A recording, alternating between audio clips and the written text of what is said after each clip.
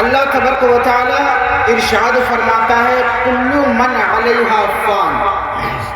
اللہ تبارک و تعالی نے دنیا کے اندر جس چیز کو پیدا کیا اس کو فنا ہونا۔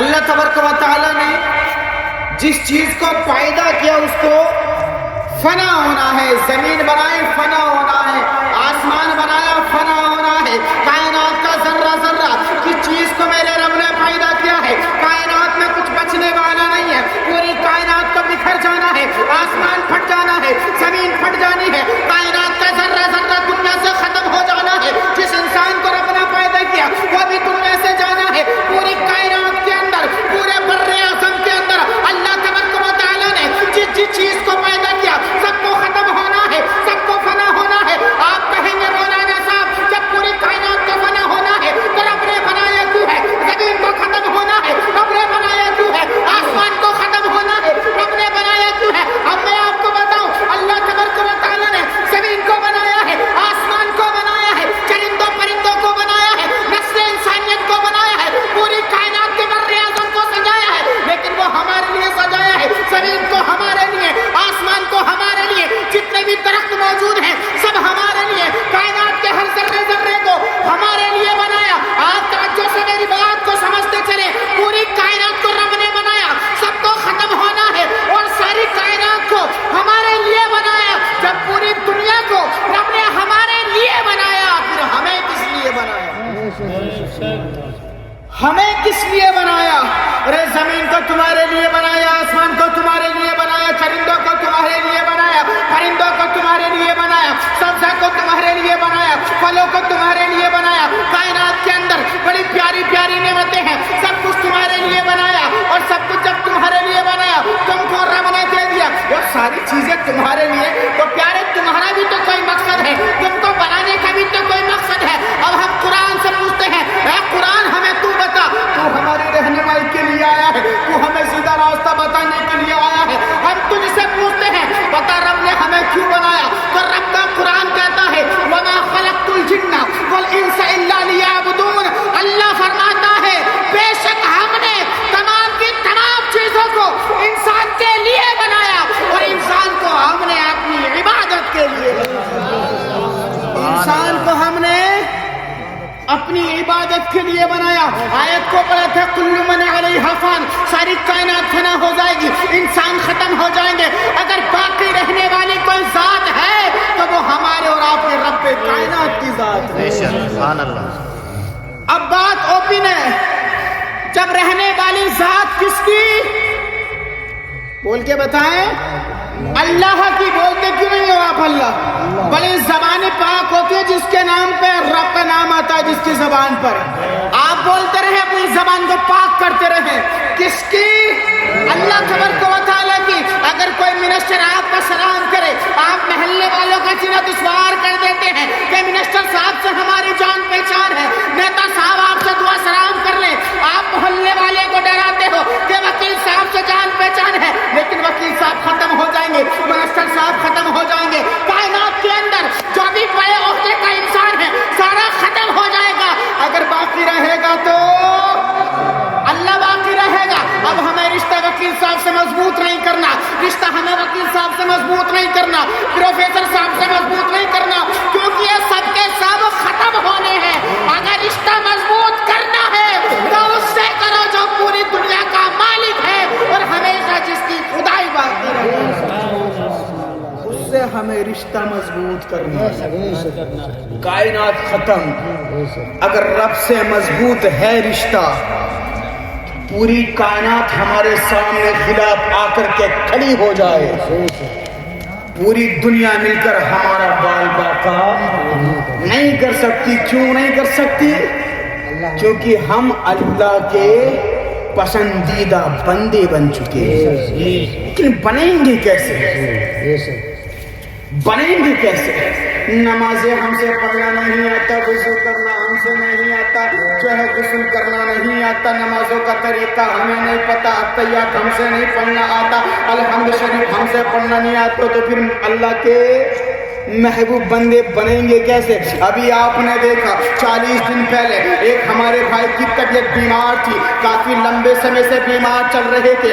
آؤ کچھ لوگ کہتے ہیں اگر کوئی بیماری میں انتقال کر جاتا ہے تو کچھ لوگ کہتے ہیں پتہ نہیں کیسا عمل رہا ہوگا، کیسا عمل رہا ہوگا، نہ جانے کتنا گناہگار ہوگا جو اللہ تعالیٰ نے اتنی بری موت دی ہے، اتنی بیماری کے ساتھ موت دی ہے. نہیں نہیں پیارے، حدیث پاک سناتا ہوں، بخاری شریف کی حدیث ہے. اللہ کے پیغمبر ارشاد فرماتے ہیں اگر کوئی بندہ مومن، کون بندہ بول کے بتائیں، تھوڑا آپ کو بولے تھوڑا ہم بولیں گے، محبت کا صلہ کچھ اس طرح ملے گا، کچھ ہم قدم بڑھائیں کچھ آپ قدم بڑھائیں. ابھی ایک پروگرام میں کر کے آیا ہوں، وہاں پر تو پھیپڑے خشک ہو گئے، لیکن وہاں پر سپورٹ تھی پبلک کی، اس لیے احساس نہیں ہوا.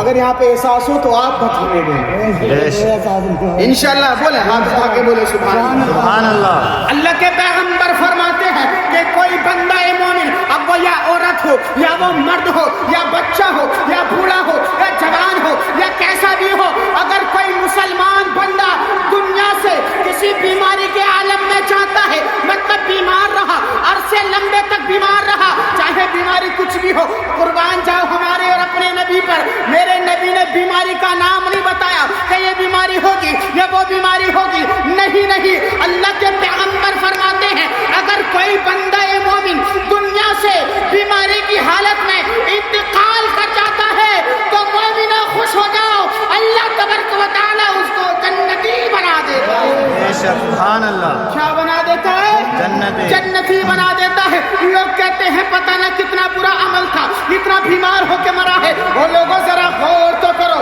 یہ کون فرما رہا ہے؟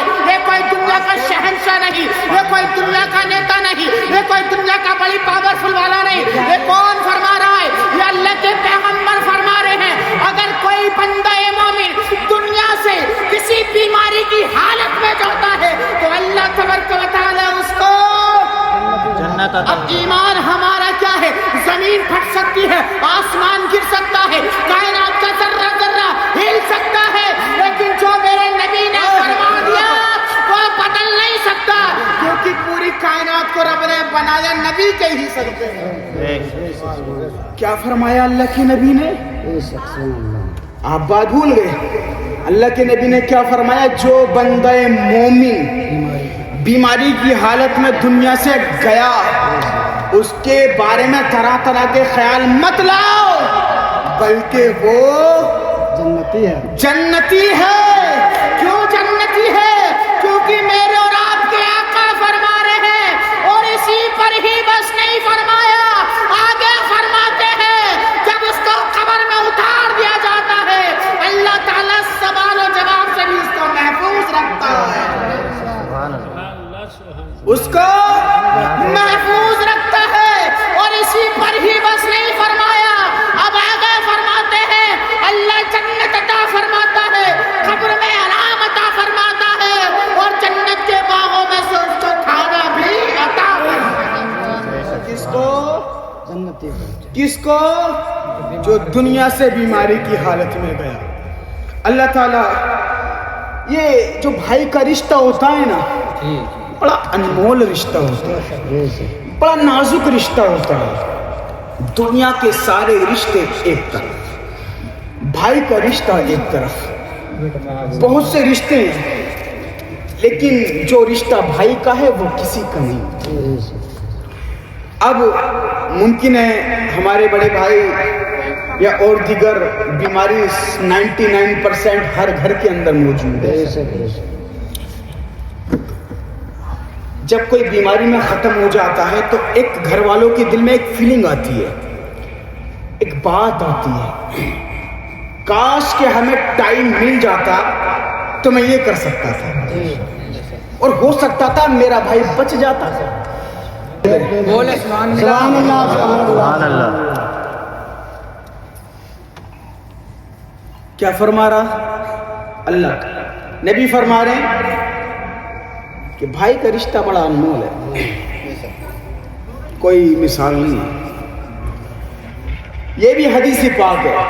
جو امنگ رہتی ہے یار میرا ابا یا میری بھائی یا میری بہن بیمار تھی، میں یہ کر سکتا تھا لیکن کر نہیں پایا. کیوں نہیں کر پایا؟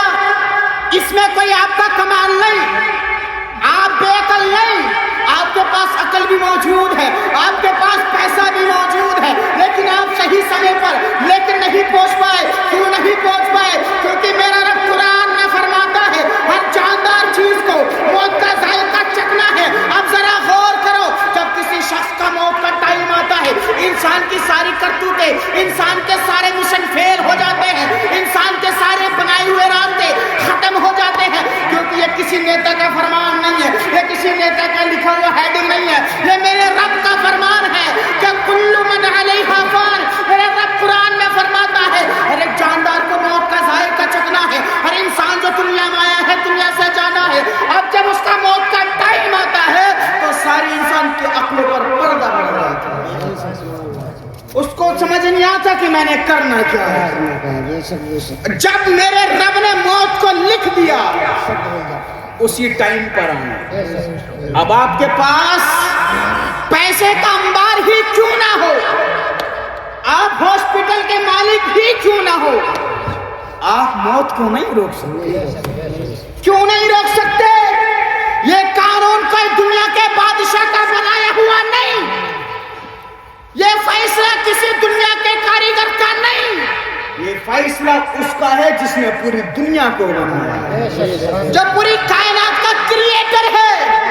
اس رب کا فرمان ہے کہ موت اپنے وقت پر ہی آنی ہے، اور جہاں میرے رب نے لکھ دیا وہیں پر موت آنی ہے. آپ نے نہ جانے کتنے جنازے ایسے دیکھے ہوں گے. ابھی تو گھر تھا، ہرتلے تک گیا تھا، راستے میں ختم ہو گیا. وہ خود نہیں گیا، اس کی موت لے کر کے گئی. موت کیوں لے کر کے گئی؟ کیونکہ رب نے وہیں پر لکھا تھا. کوئی مراد آباد سے دہلی جاتا ہے، میرٹھ جاتا ہے، ایمس جاتا ہے، نوئیڈا جاتا ہے، پتہ چلا دہلی میں جا کر ختم ہو گئے، وہاں جا کر ختم ہو گئے. کاش کے مراد آباد میں اس ڈاکٹر کو ہی دکھا دیتے، کاش کے بچ جاتے. بھائی مانتا ہوں آپ کی عقل بہت بڑی ہے، لیکن جب رب کا فرمان آتا ہے انسان کی عقل پر پردہ پڑ جاتا ہے، پھر تو وہی ہوتا ہے جو میرا رب چاہتا ہے. بھائی گیا، ایک تو وہ شخص ہوتا ہے گیا تو گیا، اور ایک شخص وہ ہے جو دنیا سے گیا لیکن پھر بھی ہمیشہ کے لیے زندہ. ابھی حضرت نے ایک شعر پڑھا تھا، اور ایک شاعر بھی نے کہا تھا کہ عزت سے ہی کیوں نہ مر جائیں ہم نام محمد پر. بول دے سبحان اللہ. آپ کو پتا ہے سبحان اللہ کا مطلب کیا ہے؟ آپ کو لگ رہا ہوگا میرے ابا کی تعریف، اس لیے یہ بار بار بلوا رہے ہیں سبحان اللہ، یا ان کے ابا کی تعریف ہے. لیکن کسی کے ابا کی تعریف نہیں ہے، خدا رب تعالیٰ کی تعریف. ویسے ہی آپ اتنے لوگ مصروف ہیں، ہم سب اتنے اپنے جو ہے ورک میں، اتنی ڈیوٹی میں، اتنے کام میں مشہور ہے، کبھی اللہ کا نام زبان پہ آنے کی توفیق ہی نہیں ہوتی. کام کر رہے ہیں، گانا گاتے گاتے کام کرتے رہیں گے، گالی بکتے بکتے کام کرتے رہیں گے، پراٹھے دے دے، مسالہ دے دے، اللہ کا نام زبان پر نہیں آتا. اور کبھی اتفاق سے میلاد میں پھنس جائے تو مولی لٹکا کے بیٹھ جاتے ہیں. کہیں کہیں یہ موقع ملتا ہے بھائی رب کو یاد کرنے کا، اور یہ وہ محفل ہے جس میں خود اللہ کے نوری فرشتے آتے ہیں. اور ہمارا ایمان تو یہ ہے کہ جہاں ذکر حبیب ہوتا ہے، اس ہاتھ کو یہ سگنل ہے، یہ سمجھ ایسے کروں تو بول دے کہ اب آپ کو بولنا. میں اتنا بول رہا ہوں، آپ سبحان اللہ نہیں بول سکتے. سبحان اللہ.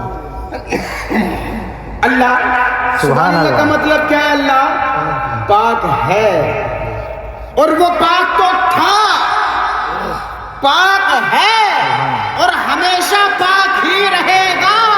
ہم کہیں یا نہ کہیں اس کی شان میں کوئی کمی نہیں آنے والی.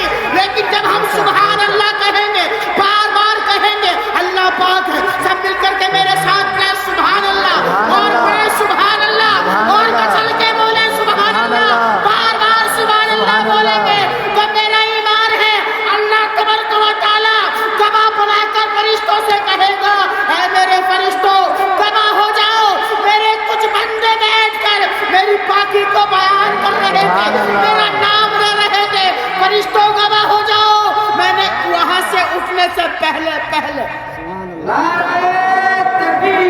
میں نے وہاں سے ان سب کو اٹھنے سے پہلے سب کے گناہوں کو معاف کر دیا، اور جس کی محفل میں وہ آئے تھے سب آپ کے لیے میں نے اس کو بھی جنتی بے شک سبحان اللہ، میں نے اس کو بھی جنتی جنتی بنا دیا۔